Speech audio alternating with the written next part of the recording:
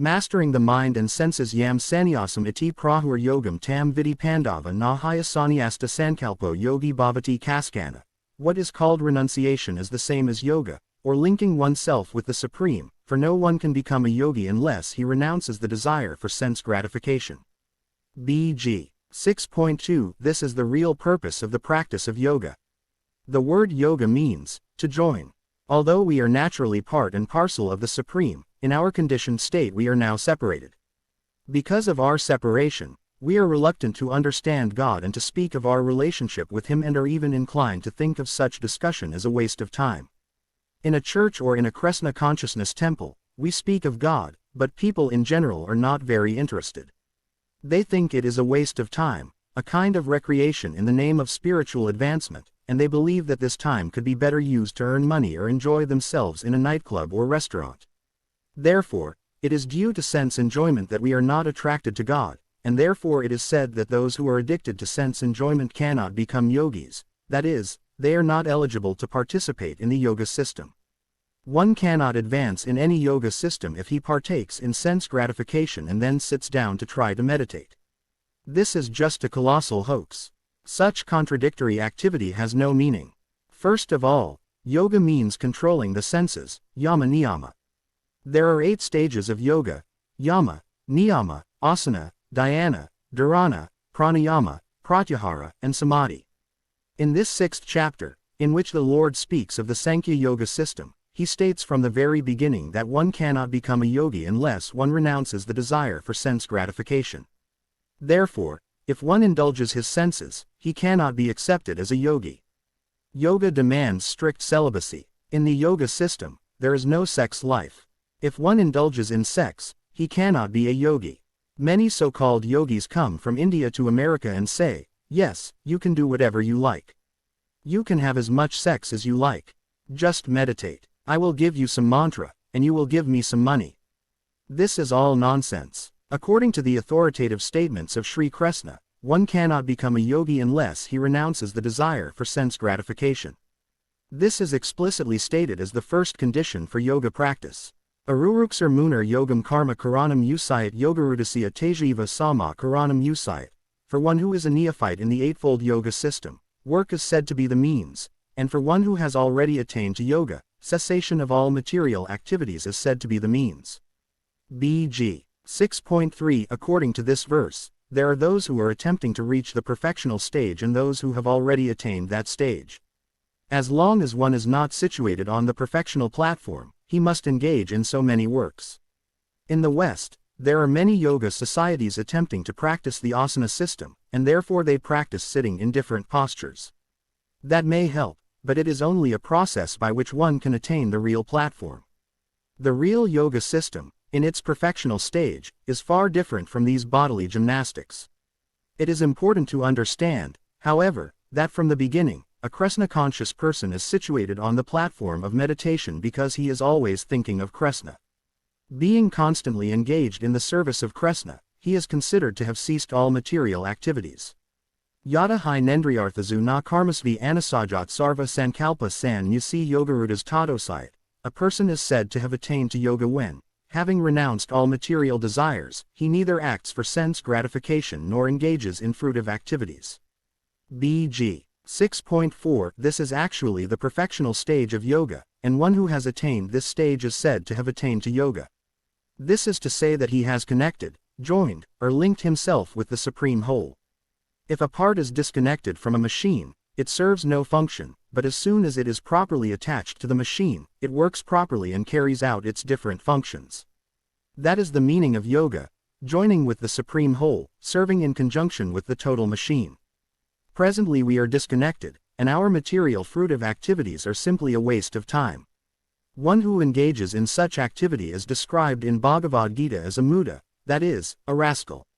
Although one may earn thousands of dollars daily and be an important businessman, he is described in Bhagavad Gita as a muda, rascal, because he is just wasting his time in eating, sleeping, defending, and mating.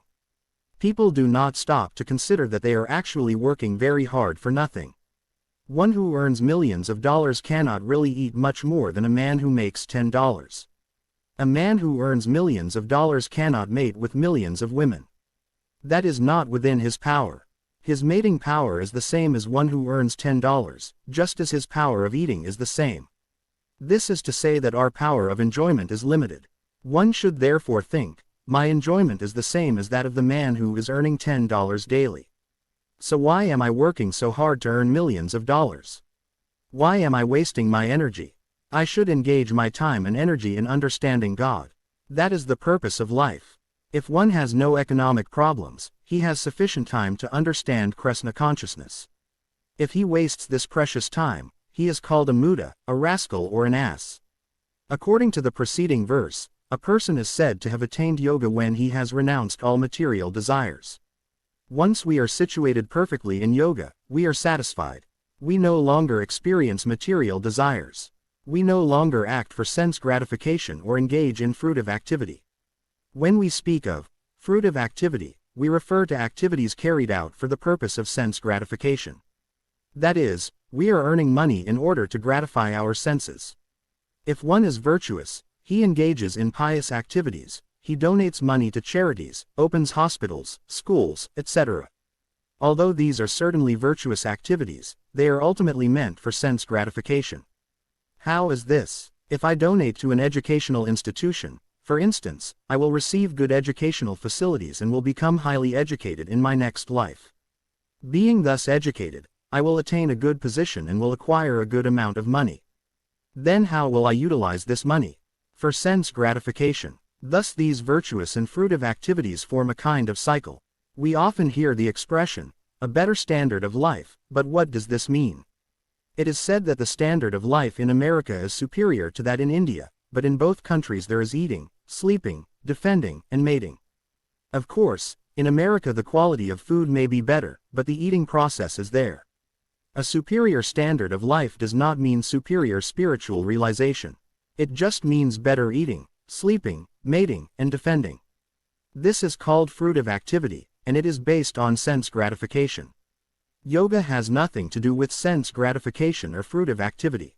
Yoga means connecting with the Supreme. Dhruva Maharaja underwent severe austerities in order to see God, and when he finally saw God, he said, Svaman Kritartho, Smi Varam na yes. My dear Lord, I am now fully satisfied. I am not asking for anything more. I do not want any further benediction from you. Why didn't Dhruva Maharaja ask for benedictions? What is a benediction? Generally, benediction means receiving a great kingdom, a beautiful wife, palatable food, and so forth, but when one is actually connected with God, he does not want such benedictions. He is fully satisfied. Svaman Kritartho, Smi Varam na yes. Actually, Dhruva Maharaja initially searched for God in order to attain his father's kingdom. Dhruva Maharaja's mother was rejected by his father, and his stepmother resented his sitting on his father's lap. Indeed, she forbade him to sit on his father's lap because Dhruva Maharaja was not born in her womb. Although only 5 years old, Dhruva Maharaja was a Kshatriya, and he took this as a great insult.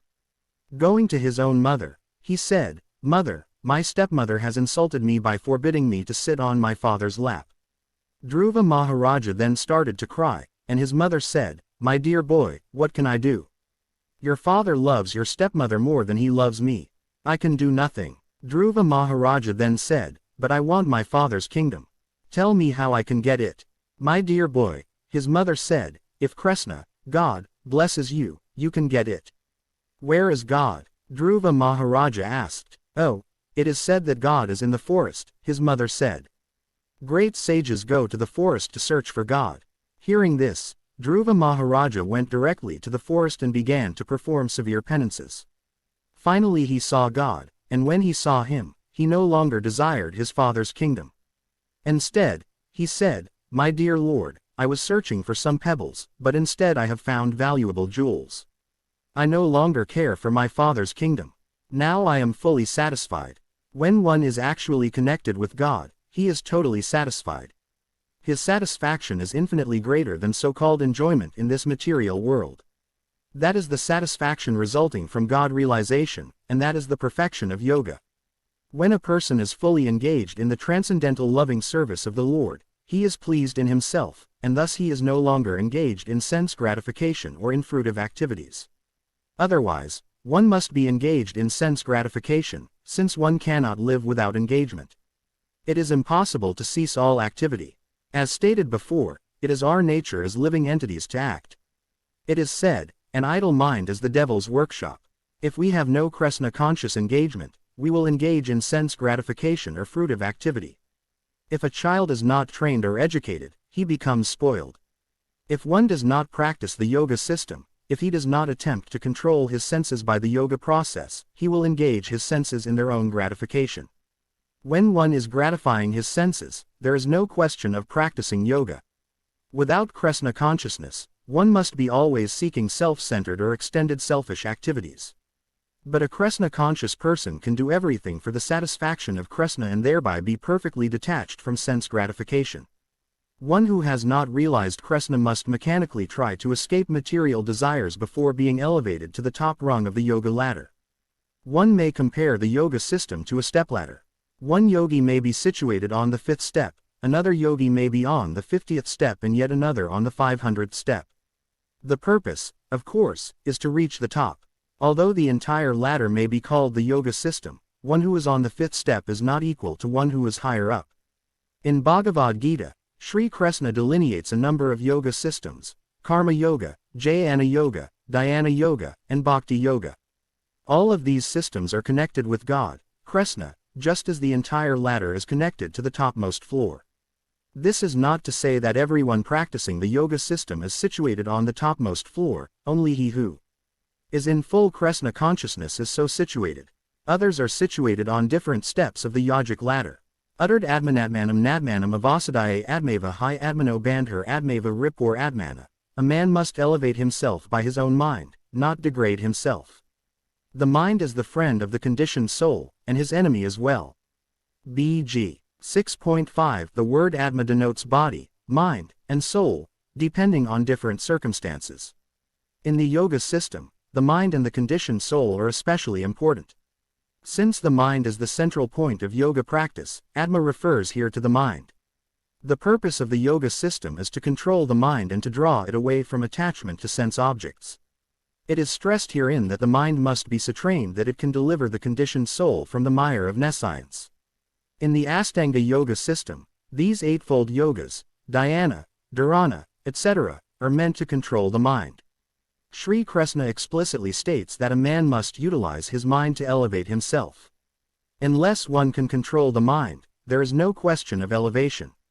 The body is like a chariot, and the mind is the driver.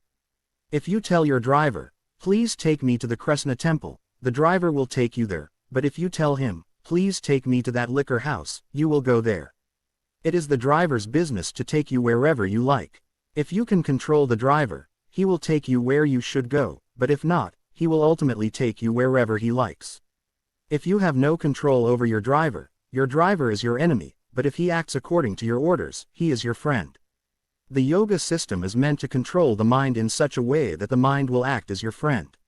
Sometimes the mind acts as a friend and sometimes as an enemy. Because we are part and parcel of the Supreme, who has infinite independence, we have minute, or finite, independence. It is the mind that is controlling that independence, and therefore he may either take us to the Krishna temple or to some nightclub. It is the purpose of this Krishna consciousness movement to fix the mind on Krishna. When the mind is so fixed, he cannot do anything but act as our friend. He has no scope to act any other way. As soon as Krishna is seated in the mind, there is light, just as when the sun is in the sky, darkness is vanquished. Krishna is just like the sun, and when he is present, there is no scope for darkness.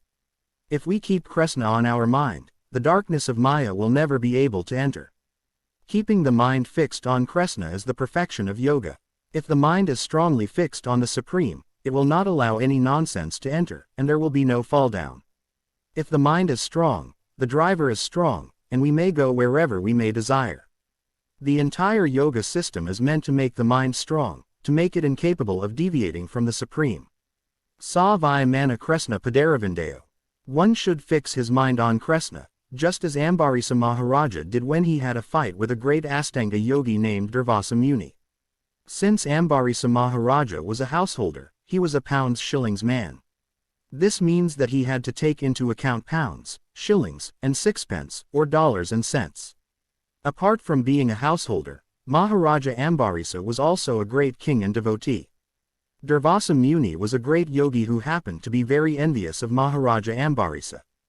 Durvasa Muni was thinking, I am a great yogi, and I can travel in space. This man is an ordinary king, and he does not possess such yogic powers. Still, people pay him more honor. Why is this? I will teach him a good lesson. Durvasa Muni then proceeded to pick a quarrel with Maharaja Ambarisa, but because the king was always thinking of Krishna, he managed to defeat this great yogi. Durvasa Muni was consequently directed by Narayana to take shelter at the feet of Maharaja Ambarisa. Durvasa Muni was such a perfect yogi that within a year he could travel throughout the material universe and also penetrate the spiritual universe. Indeed, he went directly to the abode of God, Vaikuntha, and saw the personality of Godhead himself. Yet Durvasa Muni was so weak that he had to return to earth and fall at the feet of Maharaja Ambarisa.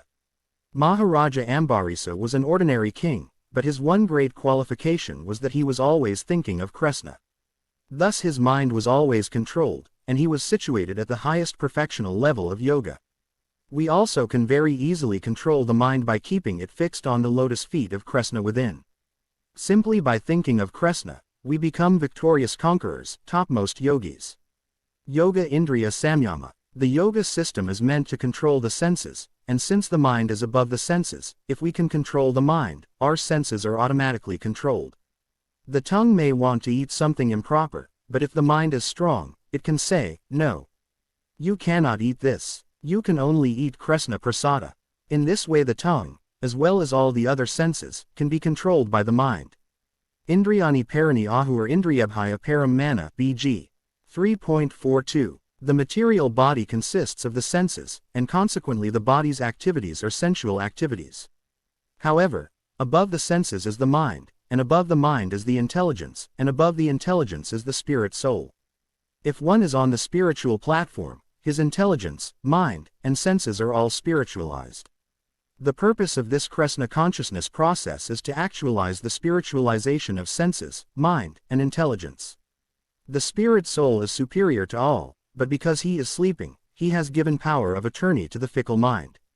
However, when the soul is awakened, he is once again master, and the servile mind cannot act improperly. Once we are awakened in Krishna consciousness, the intelligence, mind, and senses cannot act nonsensically. They must act in accordance with the dictations of the spirit soul. That is spiritualization and purification. Hersakena Hersakesa Savanam Bhaktir Usayat, cc. Madhya 19.170. We must serve the master of the senses with the senses. The Supreme Lord is called Hersakesa, which means that he is the original controller of the senses, just as a king is the original controller of all the activities of a state, and the citizens are secondary controllers. Bhakti means acting spiritually in accordance with the desires of Hersakesa. How can we act? Since we must act with our senses, we must spiritualize our senses in order to act properly. As stated before, sitting in silent meditation means stopping undesirable activity, but acting in Krishna consciousness is transcendental. The cessation of nonsensical action is not in itself perfection. We must act perfectly. Unless we train our senses to act in accordance with Hersakesa, the master of the senses, our senses will again engage in undesirable activities and we will fall down. Therefore we must engage the senses in action for Krishna and in this way remain firmly fixed in Krishna consciousness. In material existence one is subjected to the influence of the mind and the senses. In fact, the pure soul is entangled in the material world because of the mind's ego, which desires to lord it over material nature. Therefore the mind should be trained so that it will not be attracted by the glitter of material nature, and in this way the conditioned soul may be saved. One should not degrade oneself by attraction to sense objects. The more one is attracted by sense objects, the more one becomes entangled in material existence. The best way to disentangle oneself is to always engage the mind in Krishna consciousness. The word Hai in verse 5, chapter 6 Bhagavad Gita is used to emphasize this point, namely, that one must do this. It is also said, Mana eva manushanam karanam bandha mokshayo bandhaya visayasango muktyai nirvasayam mana. For man, mind is the cause of bondage and mind is the cause of liberation. Mind absorbed in sense objects is the cause of bondage, and mind detached from the sense objects is the cause of liberation. Visanu Purana 6.7.28 The mind which is always engaged in Krishna consciousness is the cause of supreme liberation. When the mind is thus engaged in Krishna consciousness, there is no chance of its being engaged in Maya consciousness. In Krishna consciousness, we remain in the sunlight, and there is no chance of our being obscured by darkness. Because we have freedom, or liberty, we can stay within a dark room or go out into the broad daylight. That is our choice. Darkness can be eradicated by light, but light cannot be covered by darkness. If we are in a dark room and someone brings in a lamp, the darkness is vanquished. But we cannot take darkness into the sunlight. It is not possible. The darkness will simply fade away. Krishna Surya Sama Maya Haya Andhakara. Krishna is like sunlight, and Maya is like darkness. So how can darkness exist in sunlight? If we always keep ourselves in the sunlight, darkness will fail to act upon us. This is the whole philosophy of Krishna consciousness. Always engage in Krishna conscious activities, and Maya will be dissipated, just as darkness is dissipated when there is light. This is stated in Srimad Bhagavatam 1.7.4 Bhakti Yogana Manasi Samyak Pranihit. Malapasyat Purusam Purnam Mayam Ca Tad Apasrayam. When the sage Vyasadeva, under the instruction of his spiritual master, Narada, fixed his mind, perfectly engaging it by linking it in devotional service bhakti yoga, without any tinge of materialism, Vyasadeva saw the absolute personality of Godhead, along with his external energy, which was under full control. The word manasi refers to the mind. When one is enlightened in bhakti yoga, the mind becomes completely freed from all contamination, samyak pranihit, male. When Vyasa saw the Supreme Personality of Godhead, he saw Maya in the background mayam ca tad apasrayam. Whenever there is light, there is also the possibility of darkness being present. That is, darkness is the other side of light, or darkness is under the shelter of light, just as if I hold my hand up to the light, the top part of my hand will be in light, and the bottom part will be shaded. In other words, one side is light and the other darkness. When Vyasadeva saw Krishna, the Supreme Lord, he also saw Maya, darkness, under his shelter. And what is this Maya? This is explained in the next verse of Srimad Bhagavatam 1.7.5 Yaya Samahito Jiva Atmanam Trigunatmakam Paro. Pi Manut. Nartham Tat Kirtam Kabapadyat. Due to the external energy, the living entity, although transcendental to the three modes of material nature, thinks of himself as a material product and thus undergoes the reactions of material miseries. Thus the illusory energy has temporarily covered the conditioned souls. And who are these conditioned souls? Although finite, the conditioned spirit souls are as full of light as Krishna. The problem is that the conditioned soul identifies himself with this material world. This is called illusion, false identification with matter. Although the individual spirit soul is transcendental, he engages in improper activities under the dictation of Maya, and this brings about his conditioning or false identification. This is very elaborately explained in the 7th chapter, 1st canto, of Srimad Bhagavatam. In conclusion, our actual position is that of spiritual sparks, full of light. Now we are temporarily covered by this illusory energy, Maya, which is dictating to us. Acting under the influence of Maya, we are becoming more and more entangled in the material energy. The yoga system is meant to disentangle us, and the perfection of yoga is Krishna consciousness. Thus Krishna consciousness is the most effective means by which we can disentangle ourselves from the influence of the material energy.